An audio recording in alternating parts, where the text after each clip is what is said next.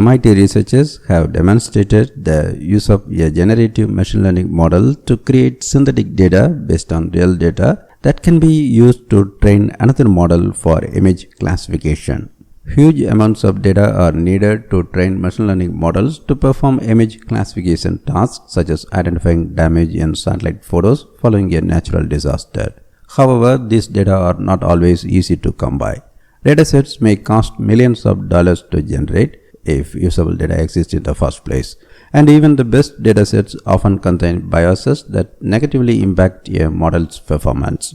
To circumvent some of the problems presented by datasets, MIT researchers developed a method for training a machine learning model that, rather than using a dataset, uses a special type of machine learning model to generate extremely realistic synthetic data that can train another model for downstream vision tasks. Their results show that a contrastive representation learning model trained using only these synthetic data is able to learn visual representations that rival or even outperform those learned from real data.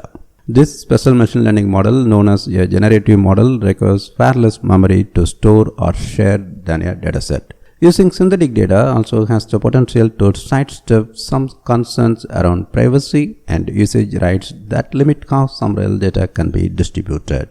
A generative model could also be edited to remove certain attributes like race or gender, which could address some biases that exist in traditional datasets. Once a generative model has been trained on real data, it can generate synthetic data that are so realistic they are nearly indistinguishable from the real thing.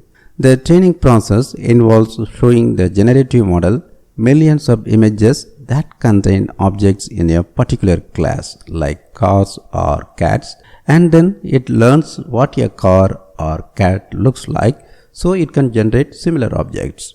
Essentially, by flipping a switch, researchers can use a pre-trained generative model to output a steady stream of unique, realistic images that are based on those in the model's training dataset.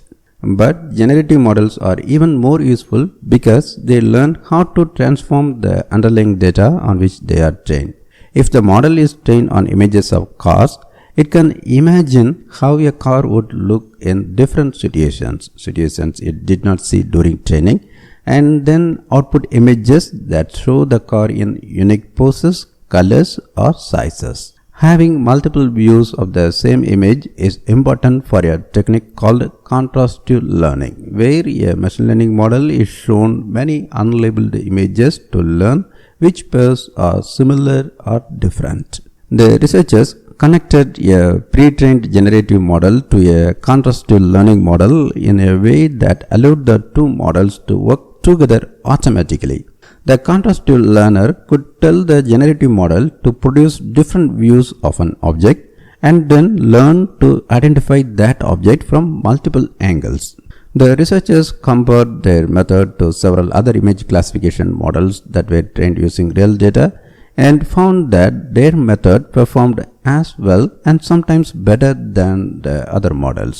One advantage of using a generative model is that it can, in theory, create an infinite number of samples. So the researchers also studied how the number of samples influenced the model's performance. They found that in some instances, generating larger numbers of unique samples led to additional improvements. But the researcher cautions that there are some limitations to using generative models. In some cases, these models can reveal source data, which can pose privacy risks, and they could amplify biases in the datasets they are trained on if they are improperly audited. The researchers plan to address those limitations in future work. Another area they want to explore is using this technique to generate corner cases that could improve machine learning models.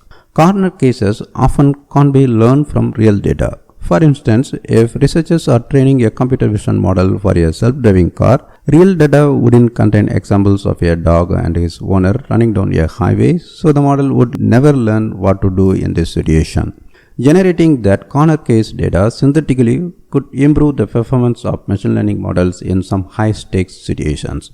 The researchers also want to continue improving generative models so they can compose images that are even more sophisticated.